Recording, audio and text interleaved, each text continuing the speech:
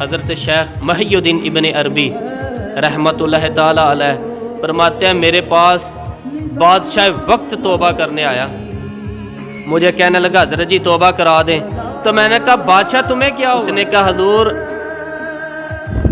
12 سال کی دعاؤں کے بعد اللہ تعالیٰ نے ایک بیٹا دیا ہے، میں بادشاہ ہوں، میرے نام سے حکومت بنتی اور ٹوٹتی ہے، میں اشارہ کر دوں تو ملک کھڑا ہو جاتا ہے، میں کہوں تو بیٹھ جاتا ہے۔ 12 سال کے بعد ایک بیٹا رب نے دیا ہے، آنکھوں سے اندھا ہے، کانوں سے بہرا ہے، ٹانگوں سے اٹھ نہیں سکتا، مجھے سمجھ آ گئی ہے میں نہیں بادشاہ، بادشاہ تو کوئی اور ہے، مجھے سمجھ آ گئی حکم میرا نہیں چلتا، حکم تو کسی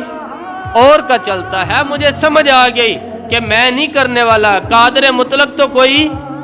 میں نے اپنی اس بچے کی بیماری سے عبرت پکڑ لی ہے، نصیحت حاصل کر لی ہے، اب میں نہیں قادر، قادر تو کوئی اور ہے، لہذا مجھے توبہ کرا دے، میں بدلنا چاہتا ہوں۔ میرے رسول کریم سید عالم نور مجسم صلی اللہ علیہ وسلم نے یہ عبرت پکڑنے کا درس لینے